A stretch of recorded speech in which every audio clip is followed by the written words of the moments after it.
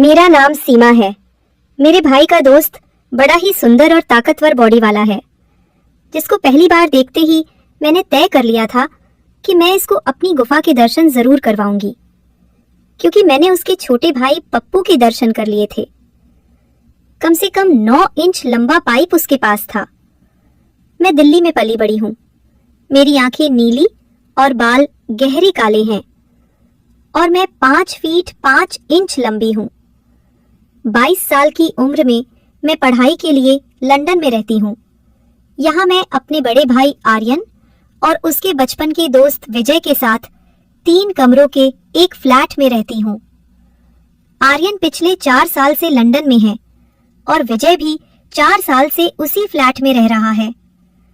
मैं 1 साल पहले यहाँ आई हूँ और मेरे घर वालों ने मुझे यहाँ आने की इजाजत ही इस शर्त पर दी थी कि मैं अपने भाई के साथ रहूंगी। दिल्ली में मैं एक को एजुकेशन कॉलेज में पढ़ती थी, जहां मेरे क्लासमेट और कॉलेज के दूसरे लड़के मुझ पर अक्सर टोंट कसते थे, लेकिन मैंने कभी किसी पर ध्यान नहीं दिया। मेरा सारा ध्यान अपनी पढ़ाई पर था और मैं हमेशा नई चुनौतियों की तलाश में रहती थी। इसी दौरान मेरा दाखिला लंदन के एक प्रतिष्ठित कॉलेज में हो गया और मैं अपने सपनों को पूरा करने के लिए यहाँ आ गई।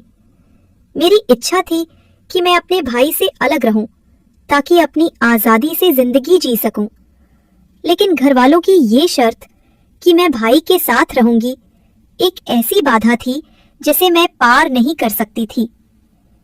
जब मैं यहाँ पहुंची तो विजय को देखकर हैरान रह गई। वह 5 फीट 10 इंच लंबा, सांवले रंग का और एक जिम बदन वाला नौजवान था। उसकी उम्र भी लगभग 24 साल होगी, यानी मुझसे कुछ साल बड़ा। वह गजब का खूबसूरत था, जो मुझे अपनी तरफ खींचती थी। लेकिन हैरान करने वाली बात यह थी कि वो हमेशा मुझसे दूर रहने की कोशिश करता। दूसरे लड़कों की तरह उसने कभी भी मुझसे ज्यादा परेशान करने की कोशिश नहीं की, बल्कि काम की बात भी वो मुझसे कभी कभार ही करता था, और वो भी बहुत कम। उसका तरीका कुछ ऐसा था कि जैसे वो मुझे बिल्कुल देख ही नहीं सकता। वो उसी वक्त घर आता जब आर्यन भाई भी मौजूद होते। अगर कभी ऐसा होता कि मैं घर में अकेली होती तो विजय भी घर से बाहर चला जाता और उस वक्त वापस आता जब आर्यन घर आ जाते। ये बात मुझे हैरान करती कि आखिर वो मुझसे इतना क्यों डर रहा है। मैंने कई बार उसके साथ बात करने की कोशिश की, लेकिन वो हर बार चला जाता और मुझे अनदेखा कर जाता, जैसे उससे किसी ने बात ही ना की हो। जैसे जैसे वो मुझे अनदेखा करता, मुझ में उसे पाने की इच्छा बढ़ती जाती। उसकी बेरुखी मेरे दिल में उसके लिए जिज्ञासा और आकर्षण पैदा कर रही थी। मुझे इस बात का भी डर रहता कि अगर मैं कभी उससे कोई बात करूं तो कहीं वो भाई को ना बता दे, कहीं आर्यन मुझसे नाराज ना हो जाए। लेकिन इसके बावजूद मैं अक्सर उससे बात करती रहती। हर बार मुझे उसकी तरफ से बेरुखी और नाकामी का सामना करना पड़ा। ये लड़का लंदन जैसे खुले माहौल में रहने के बावजूद यहाँ की बुराइयों और बेहतर जिंदगी से दूर था। हालांकि मेरा भाई कई बार शाम को बाहर दोस्तों के साथ चला जाता, लेकिन विजय ऐसी तमाम बातों से बहुत दूर था। वो अपना ज्यादा वक्त पढ़ाई या अपने काम में लगाता था। उसकी यही संजीदगी थी जिसने मुझे उसकी तरफ खींचा और मैं उसे मन ही मन में चाहने लगी थी। एक दिन मैंने उसे अपने संतरे दिखा दिए। वीडियो पर आगे बढ़ने से पहले यदि आपने हमारे चैनल को सब्सक्राइब नहीं किया है तो कृपया सब्सक्राइब करें और उसके बगल में घंटी वाला बटन जरूर दबा दें। एक बार जब विजय की तबीयत खराब थी और वह दिन भर घर पर ही रहा, मैं भी जल्दी कॉलेज से वापस आ गई। बारिश का दिन था और मौसम काफी ठंडा था। आर्यन भाई उस वक्त अपनी नौकरी पर थे, इसलिए मैंने विजय के लिए चाय बनाई और उसे दे दी। मैंने देखा कि वह काफी बेचैन महसूस कर रहा था। उसने मेरे हाथ से चाय का कप लिया और खामोशी के साथ बैठकर पीने लगा। उसके चेहरे पर थकान साफ दिख रही थी। मैं भी एक कप लेकर उसके कमरे में कुर्सी पर बैठ गई और उससे बातें करने लगी। मैंने उससे पूछा कि तबीयत कैसी है, क्या कुछ खाना पसंद करोगे? वह मुझे किसी बात का जवाब नहीं देता और खामोश रहता। अपनी नजरें कभी अपने लैपटॉप पर रखता तो कभी खिड़की से बाहर बारिश को देखता। वह मुझे अनदेखा कर रहा था, लेकिन मैं ढीठ बनकर उसके सामने बैठी रही और दिल में सोचा कि देखती हूँ यह मुझे कब तक अनदेखा करता है। मेरा मकसद सिर्फ उससे बात करना नहीं था, बल्कि मैं उसकी करीबी महसूस करना चाहती थी। यह जानना चाहती थी कि उसके दिल में क्या चल रहा है। बातों के दौरान जब मैंने देखा कि वह मेरी तरफ ध्यान नहीं दे रहा, तो मैंने उससे सीधे सीधे यह पूछ ही लिया कि वह मुझे अनदेखा क्यों करता है। तो वह कहने लगा, तुम मेरे दोस्त की बहन हो और मेरे ख्याल में दोस्त की बहन अपनी बहन के बराबर होती है। मैं तुम्हारी इज्जत करता हूँ, इसीलिए तुमसे दूरी रखता हूँ। मैंने उससे कहा, दोस्त की बहन दोस्त भी तो हो सकती है, बल्कि एक बेहतरीन दोस्त। वो मेरी बात सुनकर थोड़ी देर खामोश हो गया। उसके चेहरे पर उलझन के निशान थे। मैंने इस मौके का फायदा उठाया और उसे अपने दिल की बात कह दी। मैं तुम्हें चाहती हूँ और तुम्हें पाकर रहूंगी। तुम मेरी जिंदगी का हिस्सा बन चुके हो। मेरी बात सुनकर वह कुछ देर हैरत से मेरी तरफ देखता रहा, फिर कहने लगा, ये बात ठीक नहीं है। अगर तुम्हारे भाई को मालूम हो गया तो वह तुम्हें कुछ नहीं कहेगा, बल्कि सारा इल्जाम मुझ पर डाल देगा। हमारी दोस्ती बरसों पुरानी है। मैं नहीं चाहता कि हमारी दोस्ती में दरार आए। यह रिश्ता आर्यन के लिए बहुत अहमियत रखता है। मैंने उसको कहा, तुम इसकी फिक्र ना करो, ये बात मुझ पर छोड़ दो, मैं सब संभाल लूंगी। उस दिन मुझे काफी हद तक कामयाबी मिली। मुझे लगा कि उसके अंदर भी दिल है और मैं उसके दिल तक पहुंच सकती हूँ। उसकी हिचकिचाहट और फिक्रमंदी ने मुझे यह यकीन दिलाया कि वह भी मुझे कुछ ना कुछ महसूस करता है। अब मुझे उसके दिल से डर दूर करना था और उसे यह यकीन दिलाना था कि इस रिश्ते में कोई खतरा नहीं है। खैर, इसी तरह वक्त गुजरता गया और अगले 2 हफ्तों तक मुझे कोई खास कामयाबी नहीं मिली। विजय का बर्ताव अभी भी एहतियाती था, हालांकि वो पहले से थोड़ा कम अनदेखा करने लगा था। इसी दौरान मेरे भाई आर्यन को रात के वक्त एक नई नौकरी मिल गई, जहां पहले वाली नौकरी से दुगना ज्यादा वेतन था। वो इस प्रस्ताव पर बहुत खुश था। मैंने भाई से बात की, वो ये नौकरी ना करें क्योंकि मैं रात के वक्त घर में अकेली रहूंगी और मुझे अकेलेपन से डर लगता है। तो वो कहने लगा, अकेली क्यों, विजय भी तो घर में ही होता है। विजय भी उस वक्त हमारे पास ही मौजूद था, अपने लैपटॉप पर काम कर रहा था। मैंने उस वक्त उसकी मौजूदगी का फायदा उठाते हुए कहा, विजय तो ऐसे होता है जैसे घर में कोई है ही नहीं। आप होते हैं तो मुझे अकेलेपन का एहसास नहीं होता। आपके साथ बातें भी कर लेती हूँ, दिल बहल जाता है। लेकिन विजय तो मुझसे बात करने से भी भागता है। मेरी बात सुनकर आर्यन भाई हंसने लगे और विजय को संबोधित करके कहने लगे, क्यों विजय, क्या बात है, ये तुम्हारी शिकायत कर रही है? लगता है तुम्हारी तन्हाई से उसे बोरियत होती है। तो विजय ने एक बार नजर उठाकर पहले आर्यन और फिर मेरी तरफ देखा।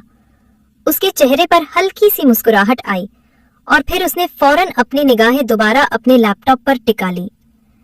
मैंने मौका हाथ से न जाने दिया और आगे कहा, ये तो ऐसे मुझसे भागते हैं जैसे मैं इन्हें खा जाऊंगी। 6 महीने विजय ने मुझसे कभी सीधे बात नहीं की और अब कहते हैं कि मुझे अकेलेपन का एहसास नहीं होगा। मैंने और ज्यादा नाटकीय अंदाज में कहा, आर्यन भाई, जब कभी आप घर पर ना हो और विजय घर आ जाए और घर में आपको ना पाकर ये तो बाहर निकल जाते हैं।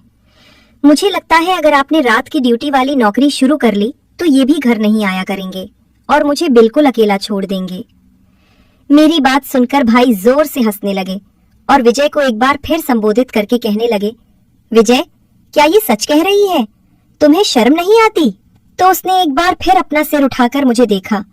उसकी आंखों में हल्की सी चमक थी और कुछ कहने ही वाला था कि आर्यन भाई बीच में बोल पड़े और कहने लगे, विजय, मुझे तुम पर और बहन तुम दोनों पर भरोसा है। मेरा ख्याल है कि मेरी गैर मौजूदगी में आइंदा मेरी बहन को अकेलेपन का एहसास नहीं होगा।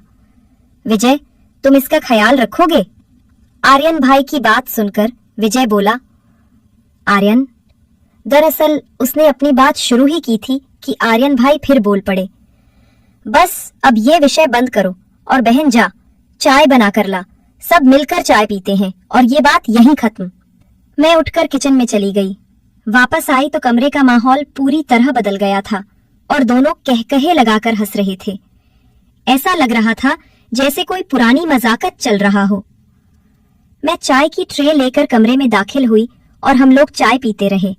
इस दौरान मैंने देखा कि विजय बात करते करते चोरी चोरी मुझे देखता है और फिर मुझसे नजरें मिलते ही निगाह दूसरी तरफ कर लेता है, जिस पर मुझे खुशी महसूस हुई कि आखिरकार मुझे कामयाबी मिल रही है। मेरे ख्याल में ये पहली बार था कि विजय मेरी तरफ नजर उठाकर देख रहा था। उसकी आंखों में एक नई सी शरारत थी। पहले तो मुझसे बात भी नहीं करता था, अपनी नजर नीचे रखता था या इधर उधर देखता रहता था। ये एक छोटी सी लेकिन अहम कामयाबी थी। अगले दिन भाई ने विजय से कहा, विजय, कल से तुम अपनी नौकरी पर जाते हुए बहन को उसके कॉलेज छोड़ दिया करना और वापसी ये खुद लोकल ट्रांसपोर्ट पर आ जाया करेगी। मैं रात को ड्यूटी पर रहूंगा, तुम इसका ख्याल रखना, मुझे कोई शिकायत न मिले। और तुम भी विजय को ज्यादा तंग न करना, वरना तुम्हारी भी खैर नहीं। ये सुनकर मुझे दिल में सुकून मिला। अगली रोज सुबह नाश्ते के बाद जब विजय नौकरी पर जाने लगा तो मैं जल्दी से उसकी गाड़ी का सामने वाला दरवाजा खोलकर बैठ गई। उसके चेहरे पर हैरानी के मिले जुले भाव थे। वो गाड़ी में बैठा और एक नजर मुझे देखकर हल्का सा मुस्कुराकर गाड़ी चलाने लगा। वो चलाते हुए खामोश था, जैसे अपने ख्यालों में खोया हुआ हो। मैंने इस खामोशी को तोड़ा और कहने लगी, विजय, आप जितना दूर भागोगे मैं उतना ही पास रहूंगी। और मैंने कहा था कि मैं तुमको पसंद करती हूँ और तुमको पाकर रहूंगी। तुम मेरी किस्मत में हो। वो मेरी बातें खामोशी से सुनता रहा, कभी हल्का सा सिर हिलाता और मुझे कॉलेज के बाहर छोड़कर चला गया। मुझे लगा कि मेरे शब्द उसके दिल पर कुछ न कुछ असर कर रहे हैं। दोपहर को मैं घर आई तो आर्यन भाई सो रहे थे। मैंने अपने कपड़े मशीन में डालकर धोए और टीवी लगाकर देखने लगी। शाम को विजय आए तो मैंने उनको भी चाय पेश की। इतने में आर्यन भाई भी उठ गए और अपनी नौकरी के लिए तैयार होने लगे। मैंने उनसे पूछा कि आज रात के खाने का क्या मूड है, तो आर्यन भाई कहने लगे, मैं तो नौकरी पर रहूंगा। बेहतर है जब तक मेरी रात की नौकरी है आप लोग बाहर से ही खाना खा लिया करना, मुझे चिंता करने की जरूरत नहीं है। मैं ये बात सुनकर उछल पड़ी कि विजय के साथ मैं पहली बार आज बाहर खाने के लिए जाऊंगी। ये एक ऐसा मौका था जिसका मैं कब से इंतजार कर रही थी। भाई की नौकरी पर जाने के बाद मैं टीवी देखती रही, जबकि विजय अपना लैपटॉप लेकर अपने कमरे में घुस गया। मैं बेचैनी से उसका इंतजार कर रही थी। रात को 10 बजे जब भूख की शिद्दत बढ़ने लगी, मैंने विजय के कमरे का दरवाजा बिना ताला लगाए खोला और कहा, आज क्या आपने भूख हड़ताल कर रखी है? अगर ऐसा है भी तो इसमें मेरा क्या कसूर है? आपको कुछ नहीं खाना तो मुझे तो भूखा ना रखे। मेरी बात सुनकर विजय मुस्कुराए और अपना लैपटॉप एक तरफ रखकर उठ गए और कहने लगे, तुम आधा घंटा और इंतजार करो, मैं KFC से कुछ ले आता हूँ। मैंने कहा, नहीं, आप घर कुछ ना लाएं, मैं भी आपके साथ चलूंगी और बाहर ही खाकर आएंगे। आज मुझे आपके साथ बाहर खाना है। मेरी बात सुनकर वह एक लम्हे के लिए मेरी तरफ देखने लगा। उसकी आंखों में एक नई चमक थी। फिर कहने लगा, चलो ठीक है। मैंने कहा, ठहरो, मैं कपड़े बदल लूं, कुछ अच्छा पहन लेती हूँ। तो वह कहने लगा, क्या बदलना है? अच्छी भली तो हो, तुम्हें किसी बदलाव की जरूरत नहीं। मैंने उसकी बात अनसुनी कर दी और दरवाजा खोलकर बाहर निकल गया। मैं भी उसके पीछे ही बाहर आ गई और गाड़ी में बैठ गई। उसने गाड़ी चला दी और खामोशी से ड्राइविंग करता रहा। मैंने इस खामोशी को तोड़ा और उससे पूछा, आप मुझे जानबूझकर अनदेखा क्यों करते हो? क्या मैं आपको अच्छी नहीं लगती?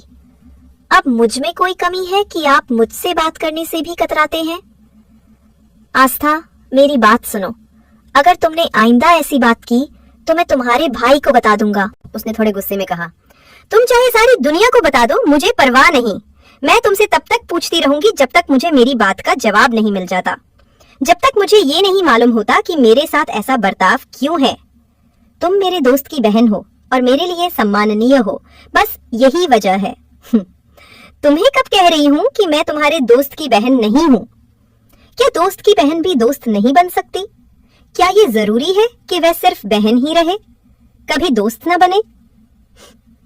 नहीं, ऐसी बात नहीं। अगर तुम्हारे भाई को मालूम हो गया तो वह क्या सोचेगा? हम दोनों पे नाराज हुए। ये सब तो मुझ पर छोड़ दो, मैं सब संभाल लूंगी। आपको सिर्फ मेरी बात सुननी है और मेरी तरफ एक बार ध्यान देना है। फिर भी मुझे ये सब अच्छा नहीं लगता। ये हमारी दोस्ती के खिलाफ है। क्यों अच्छा नहीं लगता?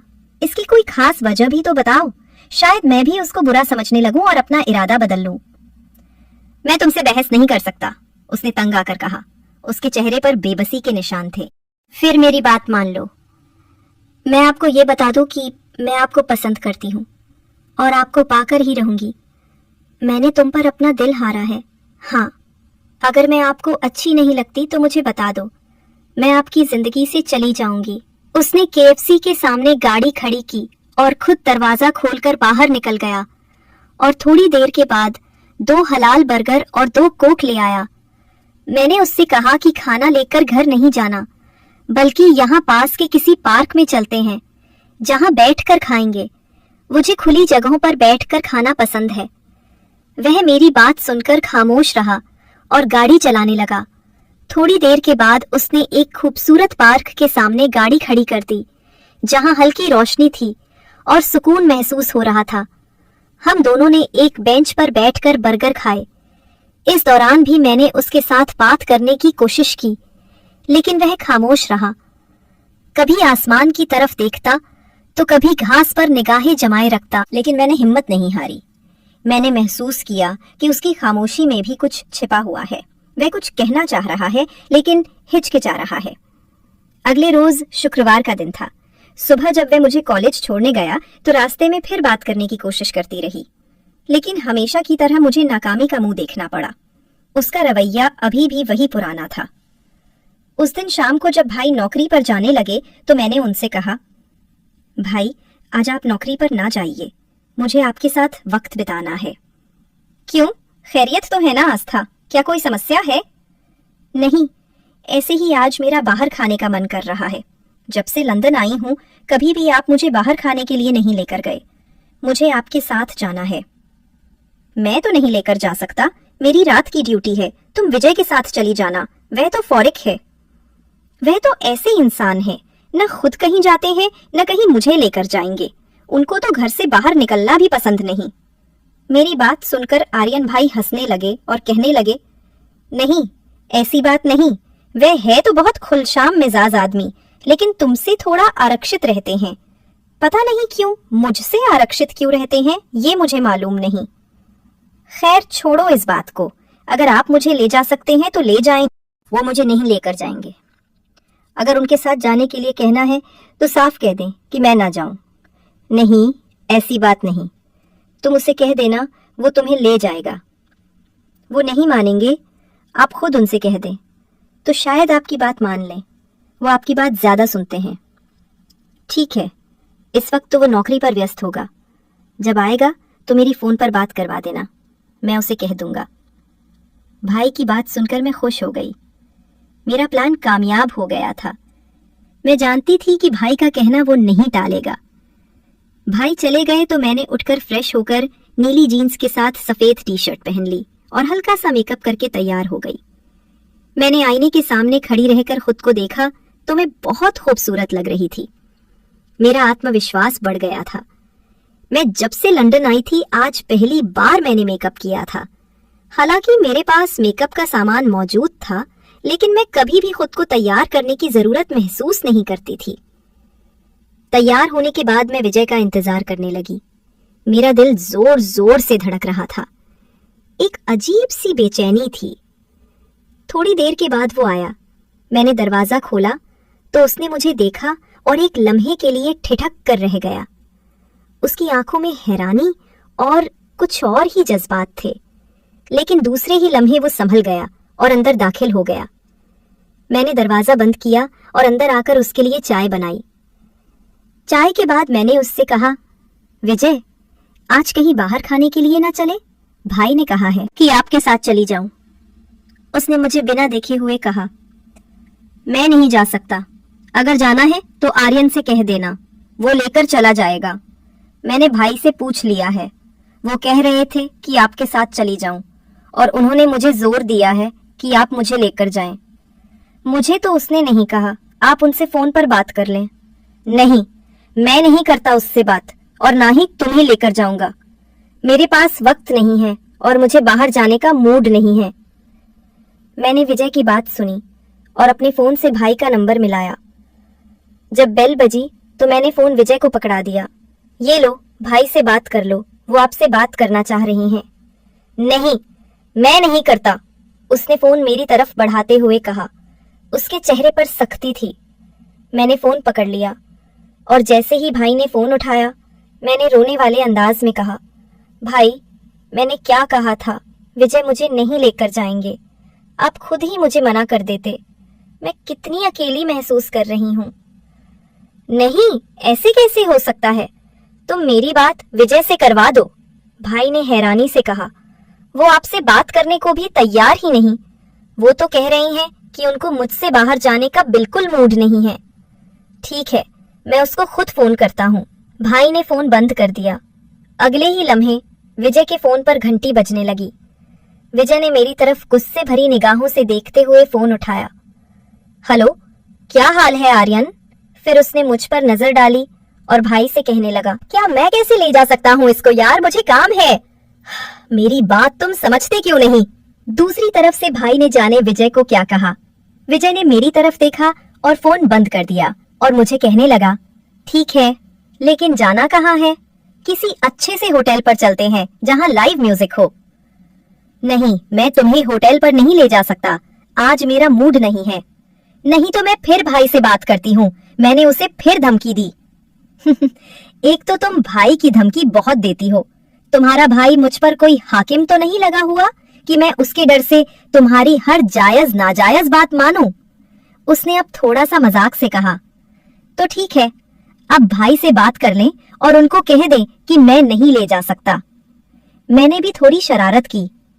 ठीक है, लेकिन एक बात सुन लो, वहां जाकर कोई ऐसी वैसी हरकत नहीं करनी और तुम तैयार हो जाओ, मैं भी कपड़े बदल लेता हूँ। मैं तैयार हूँ, आप तैयार हो लें। वैसे इसी तरह भी आप बहुत हैंडसम लग रहे हो, मैंने मुस्कुरा कर कहा।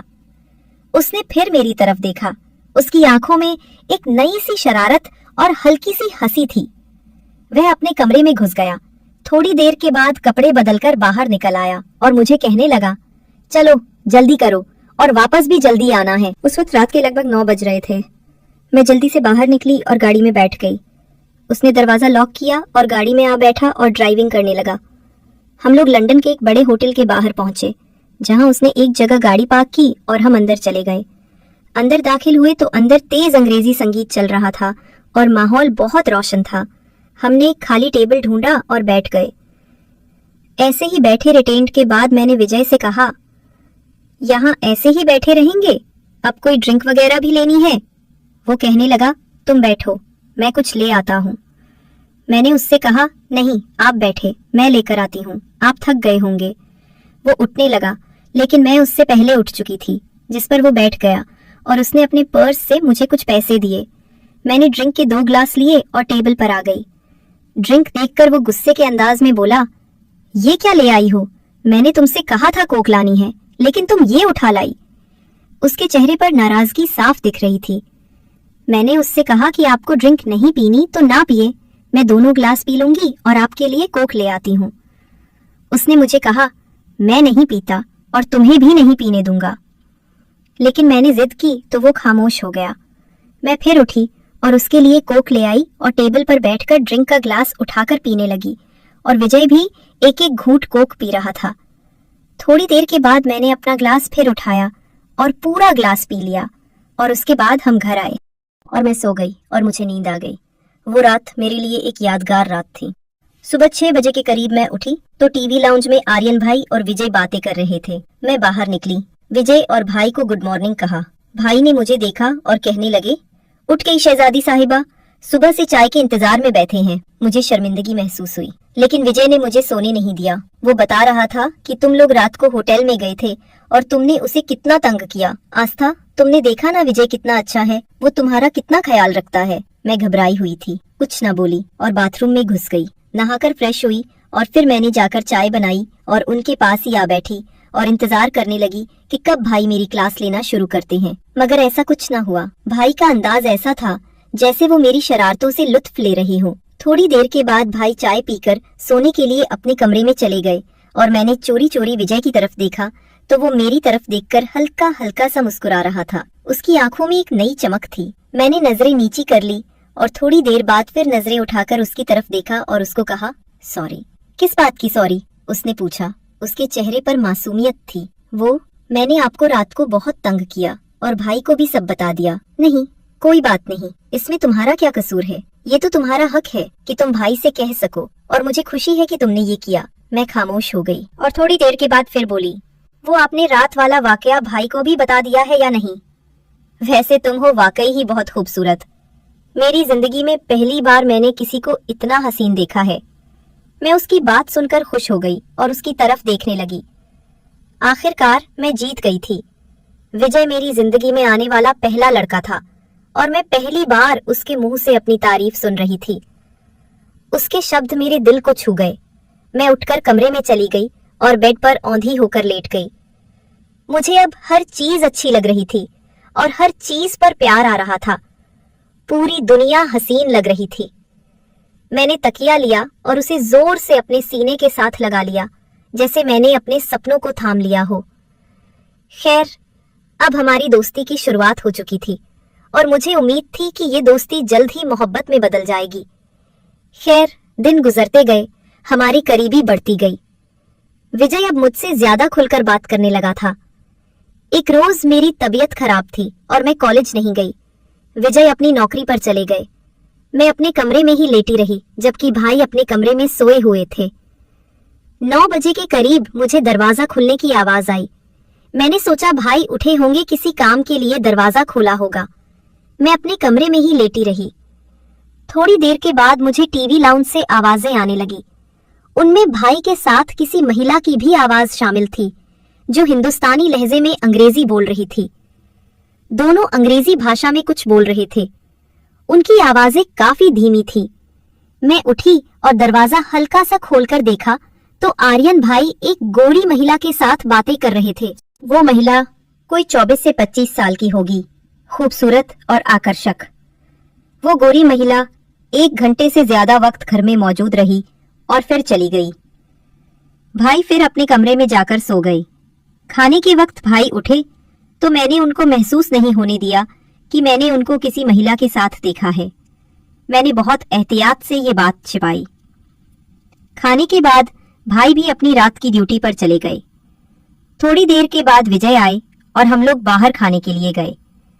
उस दिन मौसम अच्छा था और हमने एक रेस्टोरेंट जाने का फैसला किया।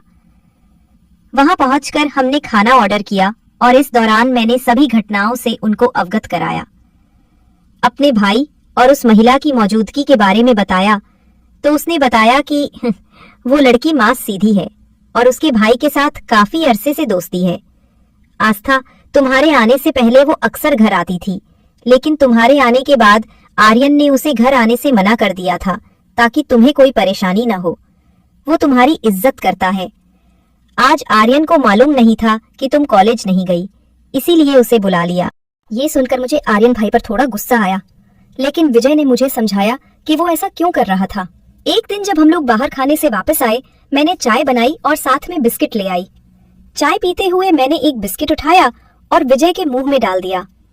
वो मेरी तरफ देखने लगा। उसके चेहरे पर हैरानी के साथ एक दिलकश मुस्कुराहट थी। खैर, उसने कहा, कुछ नहीं, और बिस्किट खा लिया। अब मैं उम्मीद कर रही थी कि वो भी मुझे बिस्किट खिलाएगा, लेकिन ऐसा कुछ ना हुआ। वो सिर्फ मुस्कुराकर मेरी तरफ देखता रहा। खैर, चाय के बाद मैंने बर्तन उठाए और उसके बाद आकर सोफे पर बैठ गई और मैं उसे देख रही थी। वो भी मेरी तरफ देखने लगा। हमारी नजरें मिली और उसकी आंखों में मुझे अपने लिए मोहब्बत दिखाई दी। उसके बाद वो उठकर अपने कमरे में चला गया। शायद उसे और बात करने में हिचकिचाहट महसूस हो रही थी। मैं भी उठी और अपने कमरे में चली गई, लेकिन उस रात मुझे नींद नहीं आई। मेरे दिल दिमाग में विजय के साथ गुजरा हुआ हर लम्हा ताजा था और मैं ये सोच रही थी कि हमारे रिश्ते का अगला मोड़ क्या होगा। क्या हम कभी एक हो पाएंगे? अगला भाग देखने के लिए कमेंट्स करें और अगर कहानी अच्छी लगी हो तो लाइक करें। साथ ही चैनल को सब्सक्राइब करना मत भूलें।